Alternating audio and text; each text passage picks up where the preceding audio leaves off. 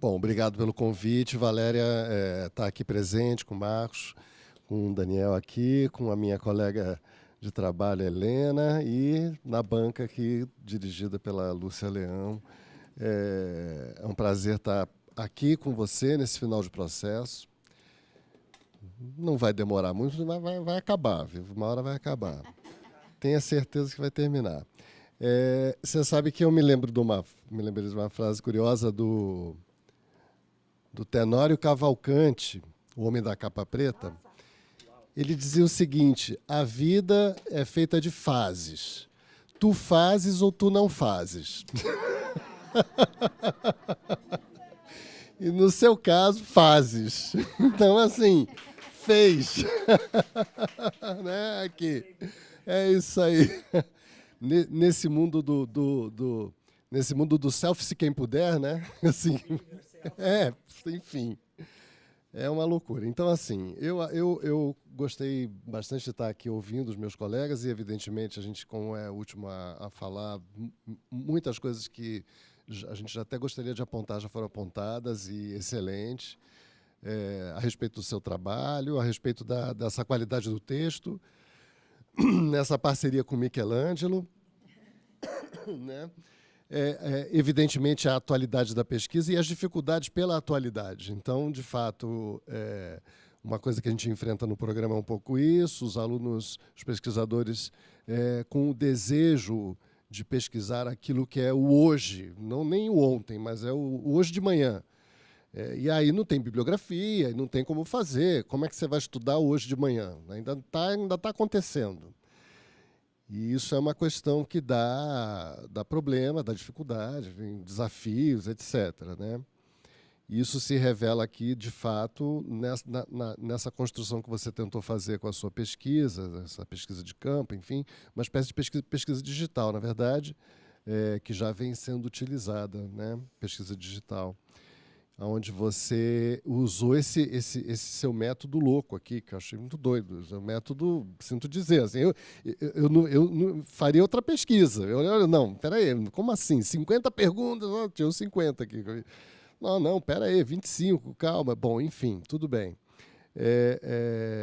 Mas entendo exatamente como a Helena colocou, quer dizer, é como se fosse esse universo da redundância, aonde você não consegue mesmo sair dessa roda, né, que está ali se mexendo aqui. Bom, bibliografia também, acho que dava para colocar, né, outras coisas, como sempre dá.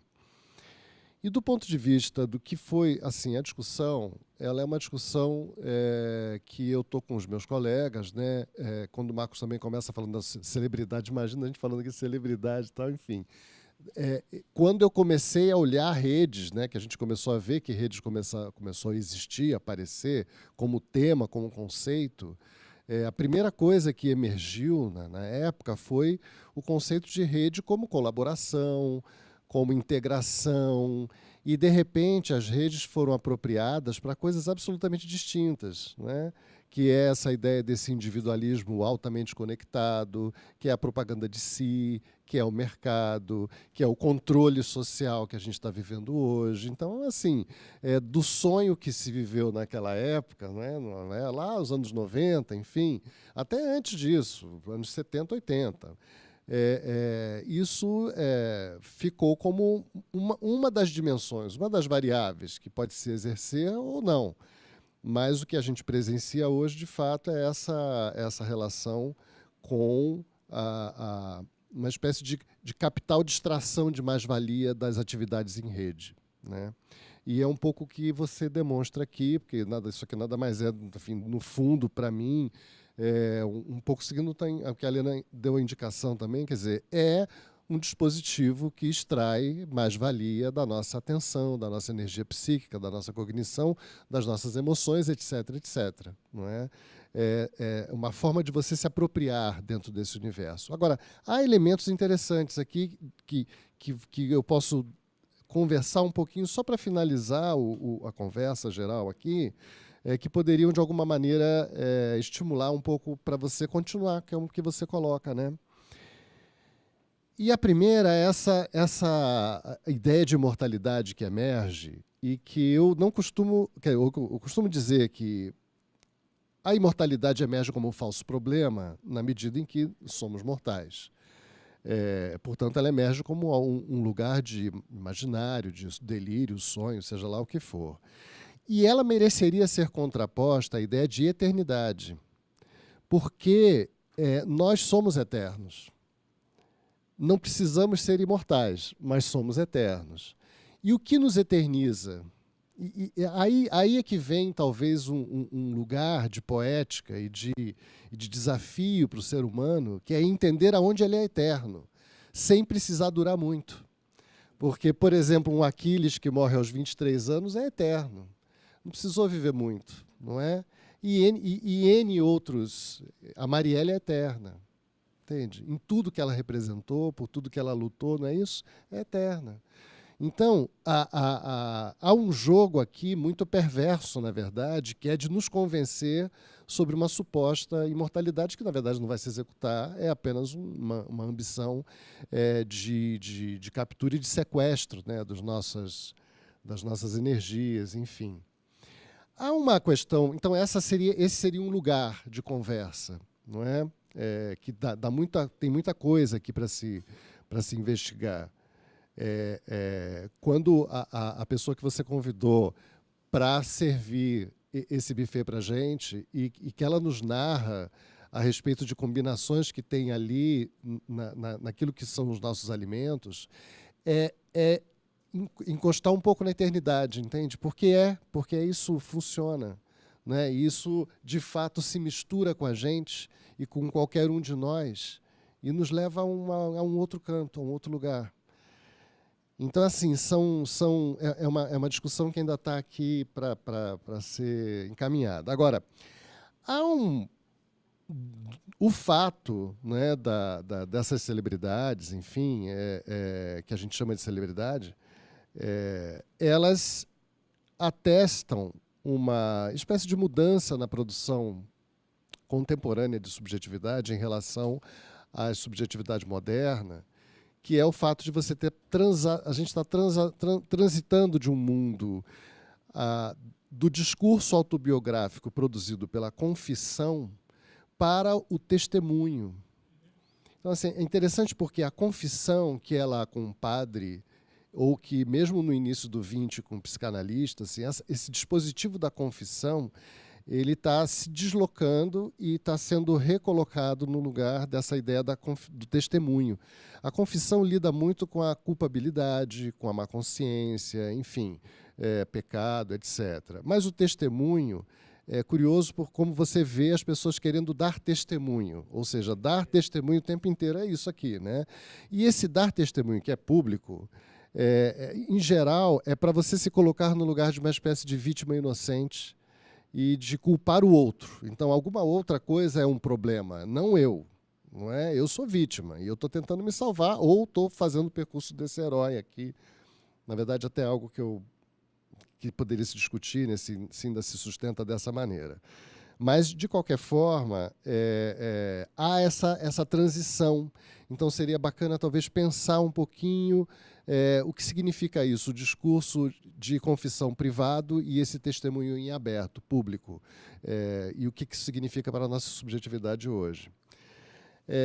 Você fala bastante da gula, né? E é curioso, porque acho que foi o Daniel também que colocou o quanto nós nos distanciamos da alimentação como produção de relação e não como prazer. Ou seja, o paladar não tem a ver com prazer. O prazer é uma coisa. Agora, o paladar envolve relação social, porque ele envolve cultura, ele envolve, né, sociologia, antropologia, etc., o cru e cozido, etc., tudo isso. E que a gente se esquece muito facilmente e entende apenas como o botar para dentro, né? Quer dizer, o ter esse prazer primitivo, digamos, atávico quase, enfim. Então, essa questão da relação aqui é que me faria retornar à discussão sobre o afeto, porque me pareceu que dentro do processo que você fez aqui, o processo ficou sempre localizado do lado desse indivíduo que está, de uma certa maneira, vivenciando ou habitando um certo lugar afetivo. E o que me parece que pode ser feito na sequência é que tipo de relação, como a Helena está colocando aqui, que tipo de relação de mundo você quer construir? Porque ser seguidor de alguém é uma relação? O que produz isso? Entende? Você considera que isso é uma relação de vida, ser seguidor de alguém? E eles consideram, exato. Então, está aqui uma discussão sobre aonde se coloca o pensar de fato uma relação, o que se considera de fato uma relação, o que constrói um ser humano no campo das relações e o quanto o seguidor é o acomodamento disso tudo, não é? Ou seja, é quase como eu prefiro um campo de relações onde isso já está desenhado para mim. Eu não preciso construir nada aqui dentro. Algum está perturbado. Então, você sabe que no momento em que você estava aqui colocando, que a gente estava discutindo, eu fiquei até pensando o seguinte, mas está marcado lá Schwarzenegger, por exemplo, ali no negócio dele, que ele segue 41. Então ele é seguidor também. Eu fiquei interessado, mas ele como seguidor, quem ele segue? Não é? Quem é que esse cara segue, afinal? Desculpa. Na verdade, eles seguem pessoas, sim, que eles gostam. E eu também fui dar uma olhada. Na verdade, é uma troca de... Sim, a moeda de troca é o curtir. Então, ele tem patrocinadores ali, porque para ele fazer ele tem uma feira de fitness em 5 continentes. E durante um ano, ela move mais ou menos 3 milhões de dólares. E tem muitos patrocinadores. Então, a maioria são pessoas que são trocas, né? Então, eu tenho que te seguir para que você me siga. Eu tenho que te amar para que você me ame. Como pode alguém patrocinar, ele ser patrocinado por uma marca, Nike ou Adidas, ou seja lá qual for a marca dele, e ele não seguir a Nike? Não faz sentido, entendeu? Então é mais ou menos isso, é uma troca. É o business. E, de qualquer forma, não haveria aqui, evidentemente, quem segue não é um aprendiz, porque quem está sendo seguido não é um mestre, porque essa relação não existe aqui. Ok? Porque quem está te seguindo é apenas mais um número que está te seguindo, e ponto final. Não sei, mas para quem é para o Schwarzenegger, quem está seguindo ele é número, não é aprendiz. Ele não está preocupado como na relação o mestre e o aprendiz. Isso não existe. Né? Uma coisa que eu achei que também pode ser explorado, assim, indo um pouco no que o Marcos tentou fazer, que é a questão da imitação. Por um lado, ele estava dizendo que ele não acredita muito na imitação, mas, por exemplo, se você pegar o Gabriel Tarde, que escreveu As Leis da Imitação, o René Girard, que entende a sociedade como processos de imitação e tal. Tem um campo aqui que poderia, e isso bate um pouco na bibliografia, que poderia ter sido, pode ser daqui para frente, enfim, um objeto de olhar seu mais atento, que aqui, afinal, aonde estão esses processos de emulação, identificação, etc., não é? E que vão justamente apoiar a questão do hábito e do vínculo e etc. e tal. Que tipo de vínculo é esse que se promove com identificação? Por exemplo. Né? Anyway, bom, então, assim, parabéns. Foram só considerações para a finalização do seu trabalho aqui, né, da nossa conversa. Como eu estava dizendo, a gente acompanhou seu processo aqui dentro da semiótica, e esse seu esforço e determinação foi marcante para todo mundo. Então, eu espero que você tenha toda a sorte do mundo em continuar esse trabalho, em avançar, ok? Em tocar para frente essa tua história, porque eu acho que é muito bonita e vai te render muitos frutos ainda. Certo? Bem, obrigada, professor. Então, agradecer rápido, já estamos avançados. Eu agradeço o senhor e os 6 meses que eu fiz de aula foi sensacional. Falar sobre afetos e foi, assim, inspirador. Né? Tanto que a consideração final é afeto, afetado e afeição, né? Então, eu quero agradecer a presença de todos. Obrigado por você ter vindo de tão longe. Mas todo o meu esforço ficar te esperando, Marcos, nos corredores e pedindo. Eu sabia que a Lúcia tinha razão, você é uma pessoa especial e eu tinha que ter você aqui justamente porque você pensa ao contrário e eu sabia que você ia acrescentar muito, as pessoas ficaram apaixonadas por você. Obrigada, Daniel, por você ter vindo novamente, né? São 7 anos já, né?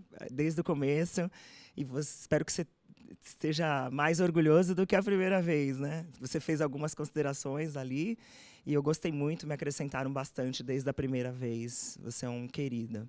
Helena, obrigada. Não tenho nem como te agradecer. Foi muito legal você ter vindo, as suas considerações. Foi bacana mesmo. Eu vou me controlar, senão eu vou chorar. E aí, para a Lúcia, falei, foi o primeiro que eu fiz 6 meses com ele e o afeto foi sensacional. Foi o primeiro.